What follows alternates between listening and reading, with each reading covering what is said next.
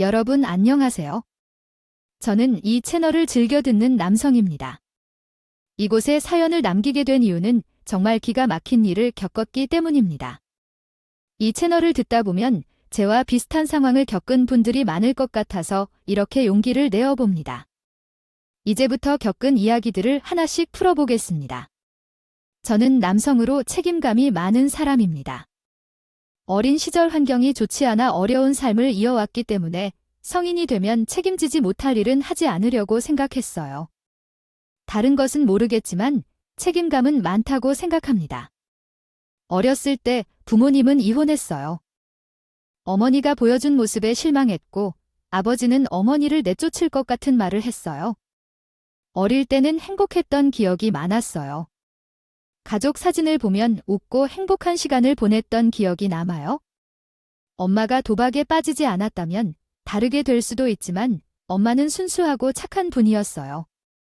가족을 중요하게 생각하고 집에서 잘 나가지 않는 스타일이었죠. 아버지는 엄마의 변화를 오랜 시간 고민하셨습니다.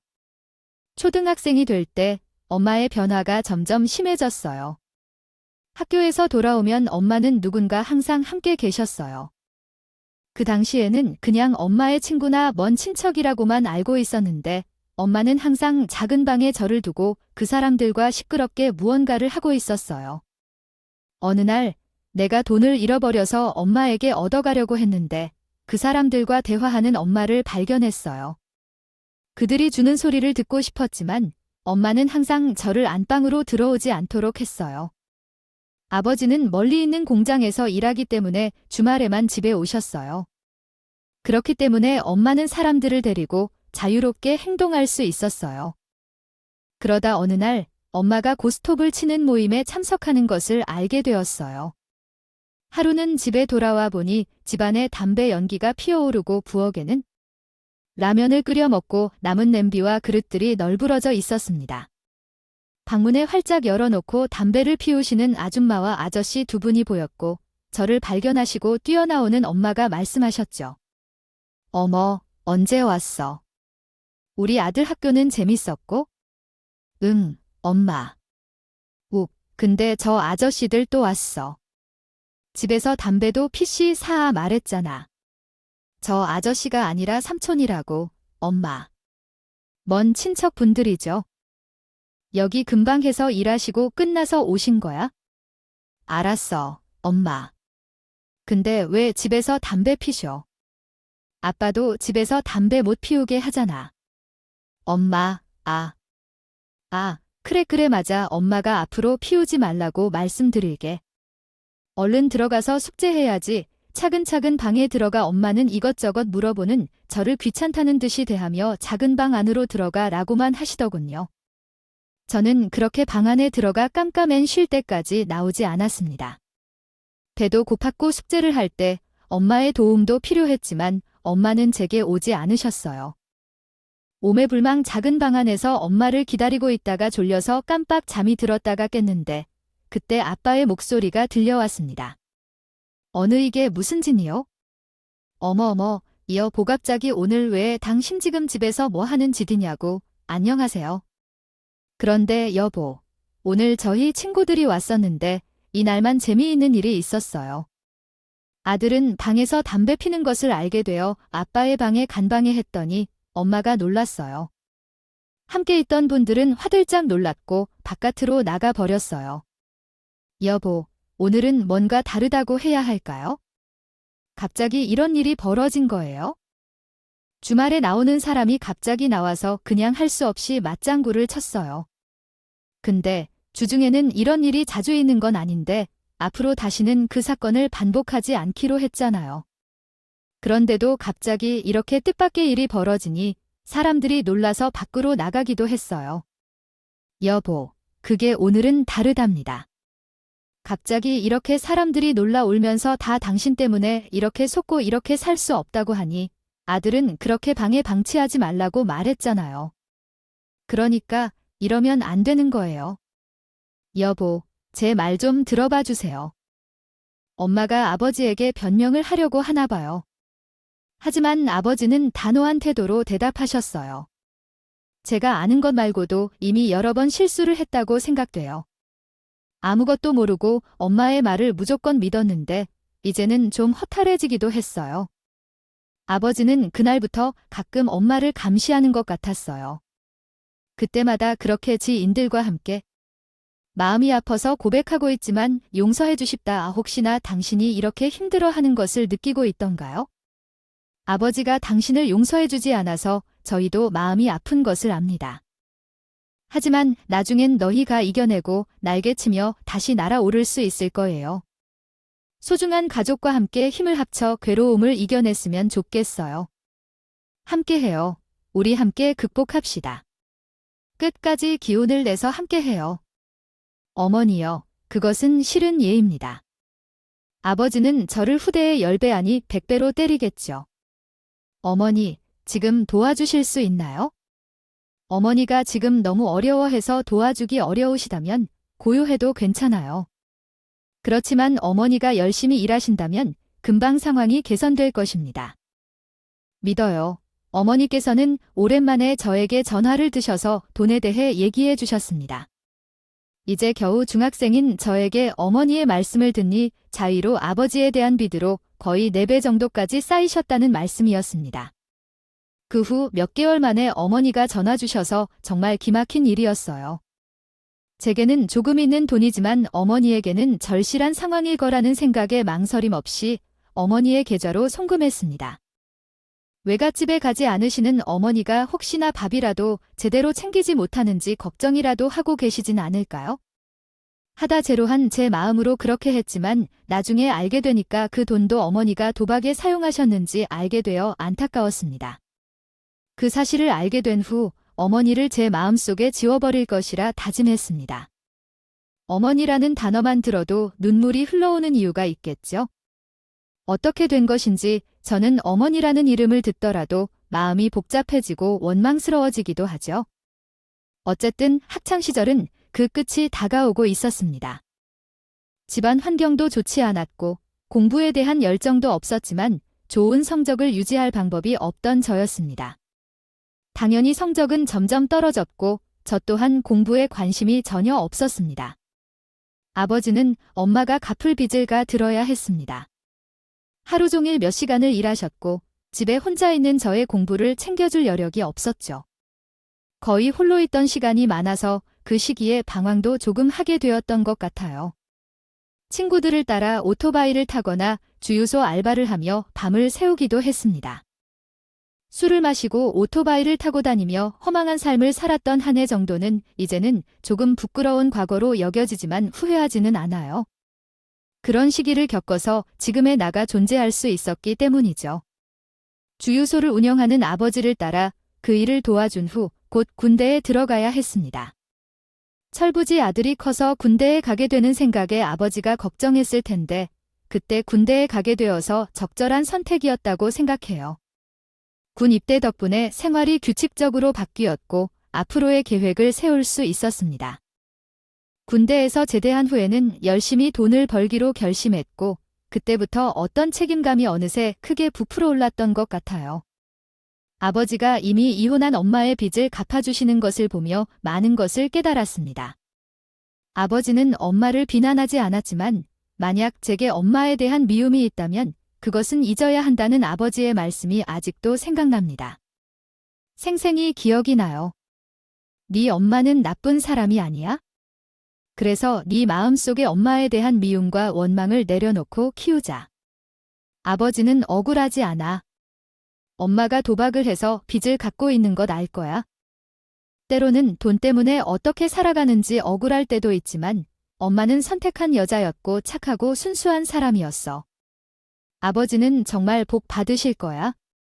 아버지의 말을 들으니 정신을 차렸어. 현재를 바라보고 미래에 대한 생각을 갖게 되었어. 군 제대 후 기술을 배우기로 했고 노력하고 있다. 처음엔 힘들었지만 노력하면 나아지기 시작했어. 그리고 6년 후에 한 여자를 만나게 되었어요. 제가 퇴근길에 교통사고를 당하고 병원에 입원했을 때 만난 여자였어요. 횡단보도를 건너다가 차와 경리하게 부딪혀서 온몸이 아파 움직이기가 어려웠어요. 처음 겪는 사고로 정신을 거의 잃어가고 있었죠. 제가 돈을 버는데 즐거움을 느끼고 있던 시기에 이런 사고를 당해 누워만 있는 것이 지루했어요. 그때 만난 예쁘고 조용한 간호사가 있었죠. 처음에는 내게 관심을 보이지 않고 침착하고 무표정한 스타일이었기에 말을 걸기가 어려웠어요.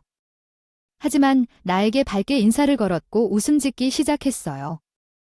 그 웃음은 사무적이었을지도 모르지만 나에게는 아름다웠어요. 그리고 말을 걸어 주었어요. 환자님, 답답하지 않으세요? 답답하다면 왜 안 답답하게 지내시는 건가요? 누워만 있으면 하루가 어찌 그렇게 길어요? 정말 죽겠네요. 이렇게 말했어요. 진짜, 이번 환자들 중에서는 젊은 분들이 가장 힘들어하는 것 같아요. 일할 때는 하루 24시간이 모자란 정도로 바쁘게 살아왔는데, 입원한 병원에서 50시간 이상이 되는 하루가 지나는 기분입니다. 아마도 최소 3일 정도는 더 입원해야 할 것 같아요. 이것을 참고 견뎌내야겠죠? 정말 힘든 시간이에요. 하루 종일 갑갑한 병원 침대에 뒤에 있어서 마음이 울적했었는데 간호사와 대화를 나눈 후로 살짝 미소를 지어주면서 기분이 좋아졌어요. 밥맛도 조금 나아지는 것 같았고 시간이 되면 나를 챙겨주러 오는 간호사를 기다리기도 했습니다. 같은 병실을 쓰는 다른 남자들도 그 간호사를 좋아하는 것 같았어요. 6명이 있는 병실에서 저희가 젊은 환자 3명이었는데 서로 답답한 상황을 얘기하면서 친해질 수 있었습니다. 어느 남자가 그 간호사에 대해 이야기하더라고요. 그 간호사는 이민지 씨라고 하는데 그녀는 정말 예쁘지 않았어요. 여러모로 어울리는 모습이었죠. 피부가 매우 백발하고 얼굴도 아름다우며 몸매 또한 날씬해서 화보에 나올 것 같은 완벽한 스타일이었어요. 정말 그런 여자와 연애해보고 싶어요. 왜 그 여자에게는 애인이 없는 걸까요? 저번에 얼마나 삼촌 그에게 물어봤을 때 주말이 심심하다고 했어요. 이 마른다면서 애인이 없다고 했어요. 그럼 진짜 없는 건가요? 애인이 있다면 주말이 어떻게 심심해질까요? 정신질환위원회 때문에 바쁜데 사람들이 간호사 얘기하면서 애인도 없고 아름다운 얼굴을 가졌다고 했어요. 이런 말을 들려주다가 제 귓가를 감히 젖혀주는 한 환자가 제게 이런 얘기를 했어요. 관심 있나요? 왜 그렇게 집중해 듣나요? 아니에요. 아무 상관 없어요. 그러나 마음은 다른 곳에 쏠린다. 그 간호사에게 미친 듯이 마음을 뺏겼다. 착각인 건가? 호감을 받는 건가? 겉으로는 내게만 눈길을 보고 미소를 지은다. 다른 환자들은 신경조차 쓰지 않지만 그 여자는 나에게만 다르게 행동해 주어 기분이 좋았다. 혹시 저를 좋아하고 있는 건가? 과연 그럴까? 얼마 지나지 않아 이런 감정을 느끼는 것 자체만으로도 정말 웃긴다고 생각했지만 그 당시에는 그렇게 느껴졌던 것 같아요. 그러나 그렇게 생각했지만 너무나 틀렸다고는 할 수 없었습니다. 4일 후 병원을 태우며 그녀에게 연락처를 물었고 그녀는 나에게 연락처가 적힌 메모를 건네주었습니다. 마음에 들지 않으면 개인 전화번호도 알려주지 않을 것 같았어요. 그런 그녀의 행동에 용기를 내어 나는 그녀를 향해 적극적으로 접근하기로 결심했습니다. 이 또한 인연인데 그녀를 놓칠 수 없다고 생각했어요. 그녀가 좋아한다는 것, 갖고 싶다는 것 모두를 받아들이고 그녀가 즐길 수 있도록 최선을 다해주는 것을 잊지 않았습니다. 처음에는 조용하고 얌전한 성격일 것이라고 생각했지만 몇 번 만난 후로는 귀엽고 웃길 줄 알고 애교까지 갖추고 있는 모습이 너무 매력적으로 느껴졌어요. 거기에 순수한 면도 있고 곱상하게 생긴 외모에 현모양처를 꿈꾼다는 이야기까지 듣고 나는 그녀가 정말 완벽하다고 생각했습니다. 사람은 어떤 면에서는 부족할 수밖에 없지만 그런 그녀는 한 가지라도 부족하다고 느껴지지 않았었어요. 왜 그렇게 생각했는지 이해할 수 없을 정도였어요. 나는 그녀와 함께 시간을 보내며 연애를 맛볼 수 있었고 결혼도 하고 싶다는 생각을 했습니다. 어릴 적 모성의 그리움을 느끼며 하나부터 엄마 없이 컸기 때문에 그녀와 함께 하고 싶었어요. 그녀는 항상 나를 돌봐주는 모습이 너무 감사하고 좋았어요. 세상이 너무 아름다워 보이는 그런 경험을 했어요. 결혼은 서로의 인연이라 생각하기 때문에 쉽게 결정하면 안 된다고 생각해요. 하지만 그때 이미 그녀에 대해 충분히 알고 있다고 생각했어요. 그런데 그게 아니었다면 결혼을 결정하지 않았을 거예요. 세상에서 가장 순수하고 순진한 사람, 평생 함께 행복한 가정을 이룰 사람, 그것이 그녀라고 생각해서 결혼했어요. 결혼 후 우리는 정말 행복했어요. 아버지만 계셨던 나와 홀어머니만 계셨던 그녀가 서로의 상처를 잘 이해해주며 결혼 생활을 이어나갔죠. 결혼한 지 얼마 지나지 않아 그녀가 일을 그만두고 싶다는 얘기를 했어요. 여보, 내가 쉬고 싶은데 괜찮아. 힘들 때도 있었구나. 안정적인 가정에서 행복하게 살고 싶다는 꿈을 이루고 싶다는 거죠. 나는 이미 충분한 돈을 벌고 있으니까 내가 원하면 그렇게 해도 돼. 우리가 아이를 가져야 하니까 너희 목표에서 더 멀리 갈 필요는 없어. 조금만 쉬어도 괜찮아. 아이를 좀 더 늦게 가지면 안 될까? 너와 충분한 신혼생활을 즐기고 싶어. 잠시 기다릴래? 함께 나중에 아이를 가지기를 바래. 그렇게 사람들에게 이야기한 내용이다. 결혼한 지 2년 후 아내가 생각과 다르게 아이를 가지고 있었고 내게는 그것이 큰 기쁨이었지만 아내는 오히려 불행해 보였다. 그녀는 계획이 빗나갔다고 생각하며 우울해하고 있었다. 그 시점에서부터 아내는 점점 더 변해가며 생활비 부족을 이유로 불평하고 아이가 밤에 잠을 제대로 잘 못 자면 예민해지고 신경질을 내기 시작했다. 어쩌면 나는 아내와 아이가 있는 것만으로 행복할 것으로 생각했던 것일지도 모르지만 현실은 더 복잡하게 얽혀 있었다. 아이를 맡겨놓고 외출하는 일이 반복되다가 너무 짜증나서 아내에게 물어보았어요. 너무 좌절스럽지 않아? 라고요. 외출이 얼마나 어려운지 알아. 하루 종일 싸우기는 했지만 음식 잘 챙겨 먹었어. 당신은 언제나 아이 없이 살아. 그리고 그게 왜 그렇게 이상한 건지 모르겠어. 그냥 당신이 아이를 너무 소중히 여기는 것 같아서 물어본 거야. 아이를 낳고 키우면 체력도 바닥나고 생활 패턴도 바뀌니까 모두 그런 거야. 그걸 이해 못 해주겠니?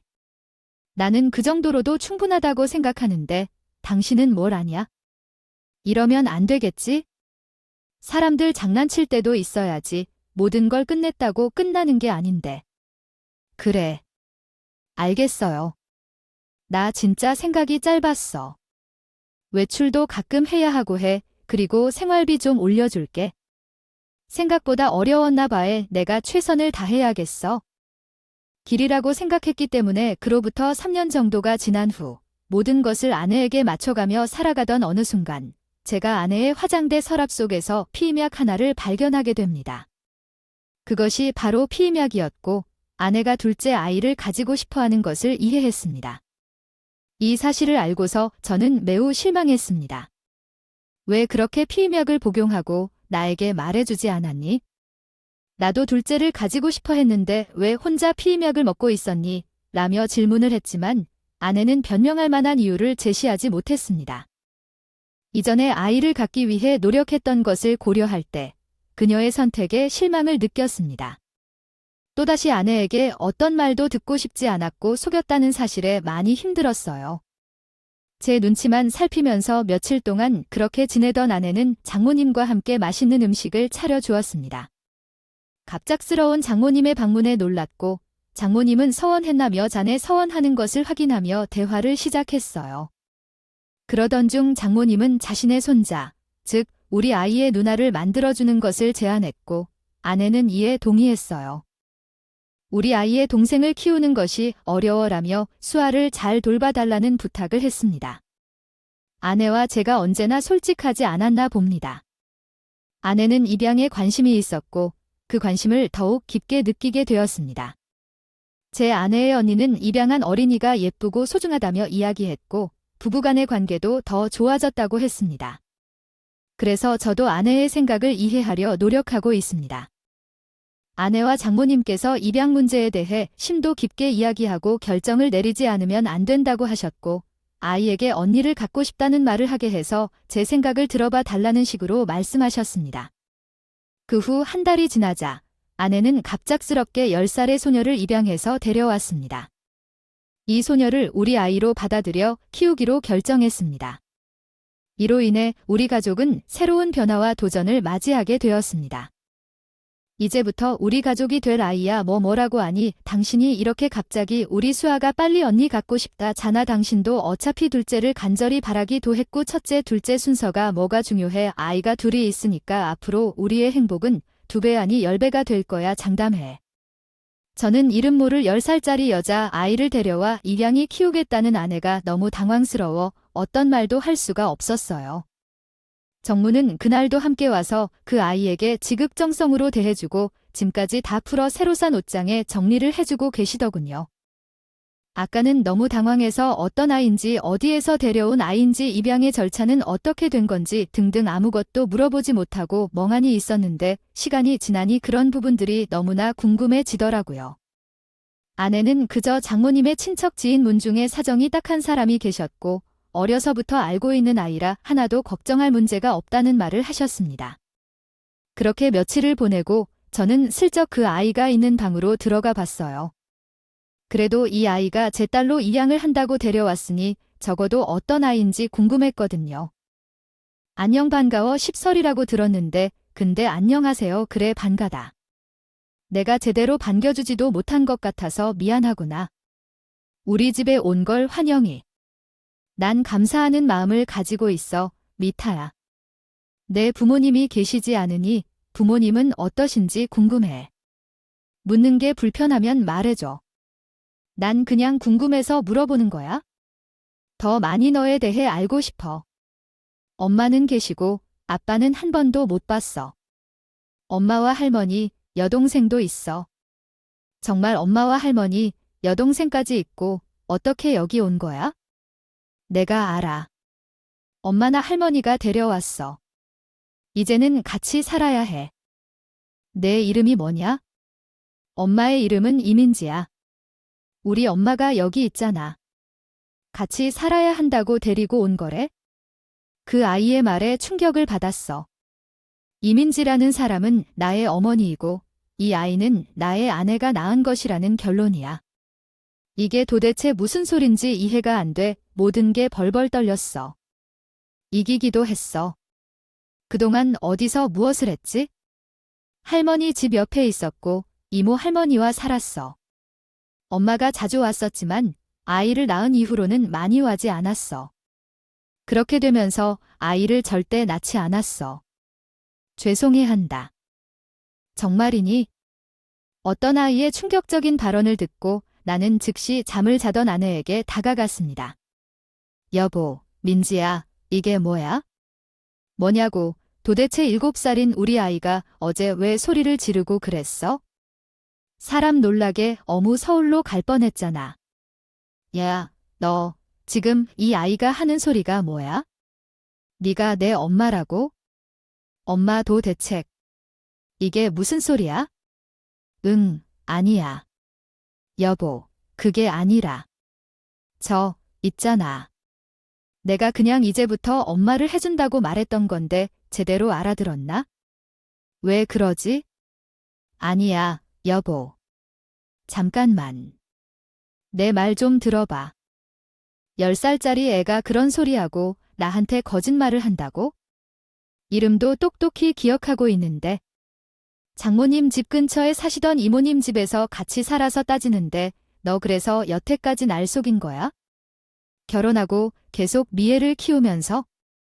여보, 내 말 좀 들어봐. 그게 아니야. 오해야. 우리의 오해.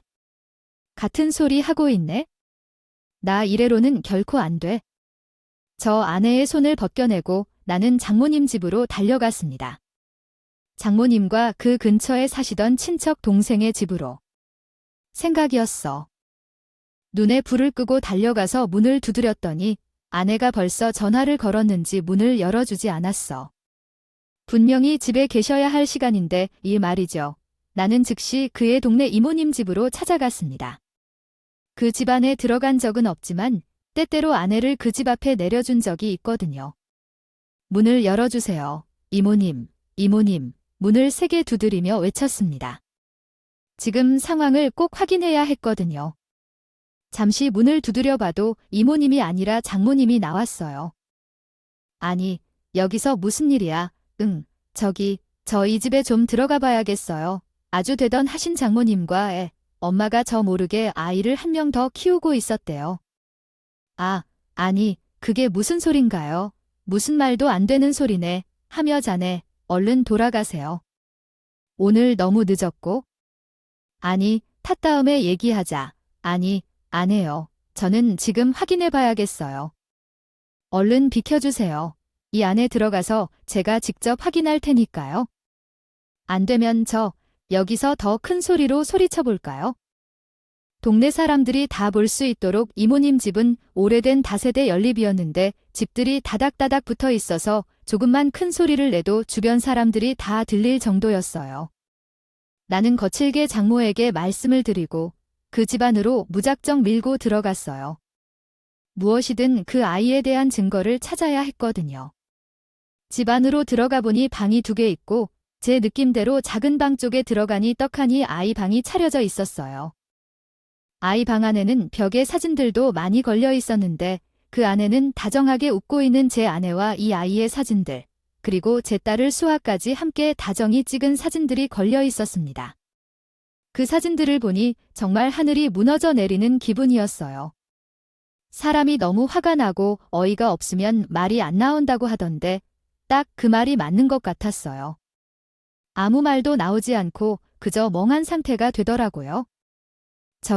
저 수아의 비야. 그게 말이다. 네타가 설명하려고 했다. 내가 다 설명할게.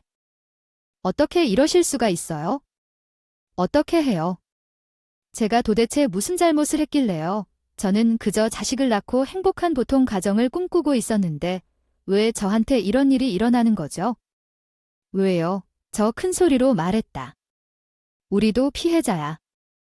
갑자기 그 나쁜 놈이 우리 딸을 임신시켜 놓고 갑자기 사라져 버려서 우리도 정말 어디로 가야 할지 몰라요. 내 딸이 무슨 죄예요? 내 딸도 아무 죄도 없어요. 아무 잘못도 없다고. 그 나쁜 놈 때문에 우리 딸의 인생이 이렇게 되어버린 거라고요. 코자네가 말했다. 내가 그러니까 마음 좀 굳게 먹고.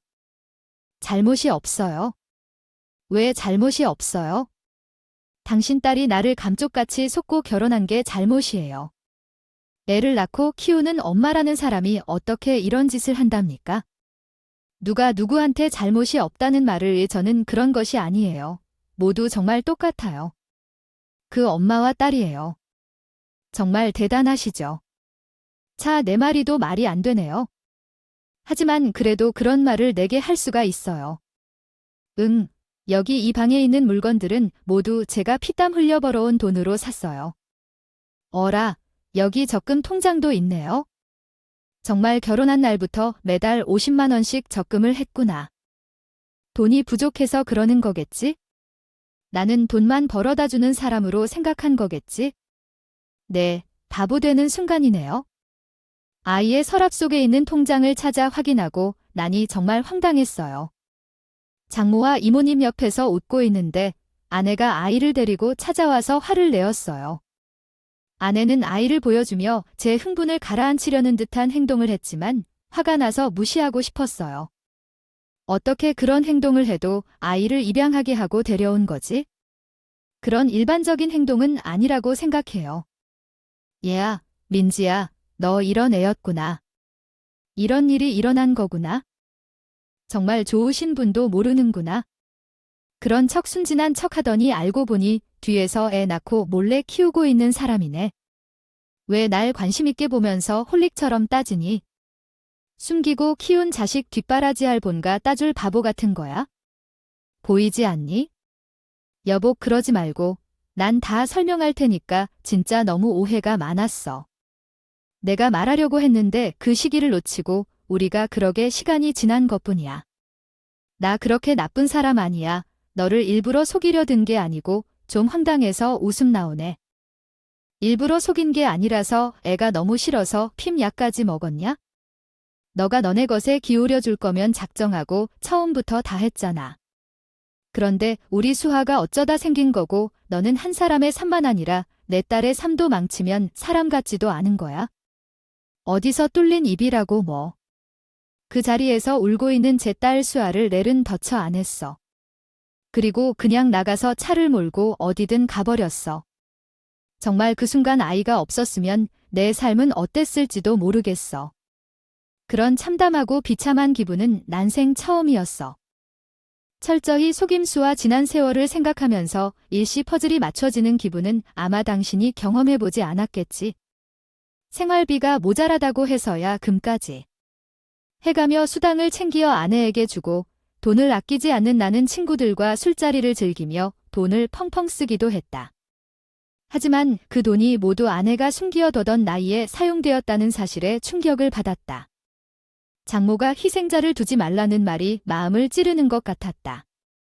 누군가를 희생시킨다면 또 다른 희생자를 만들어야 하는 것인가?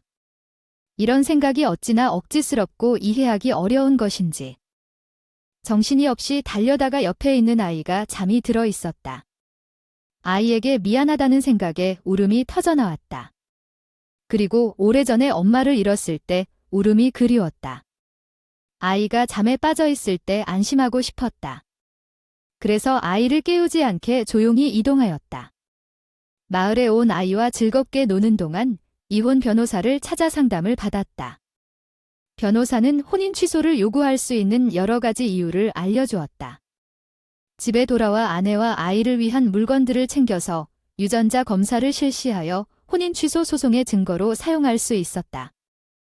이후 제 딸 수아를 데리고 아버지 집에 돌아와서 감동적인 밥상을 함께 나누었다. 눈물로 밥을 넘기면서 그 모습을 보던 아버지는 마음 한켠이 아프게 되었다. 사실을 드러내고 싶어하는 솔직한 이야기였습니다. 이미 위에 글씨를 다 써버려서 두 번째 이야기를 써드릴 수가 없네요. 원하시는 다른 사항이 있으시면 얼마든지 말씀해 주세요. 감사합니다. 당신은 참 멋지게 잘하고 있어요. 여전히 엄마, 할머니, 그리고 자매까지 찾는 지혜로운 딸인데 가끔은 아내와 식사하는 시간을 갖기도 하네요. 식당에서 2~3시간 동안 식사를 즐기면서 엄마를 그리워하고 그 그리움을 조금씩 달래주는 것 같아요. 평소에도 엄마를 많이 찾지 않아서 다행하다고 생각하는군요. 몇 년이 지나니 이제는 모든 것이 조금씩 안정을 찾아가고 있어요. 아빠는 아마 완벽하진 않겠지만 최선을 다하고 있으니 안심하세요. 사랑은 언제나 다가와 줄 수 있으니 더 힘을 내보세요. 이야기를 들어주셔서 감사합니다. 앞으로도 행운이 함께하길 기원하며 음악이 흐르고 끝.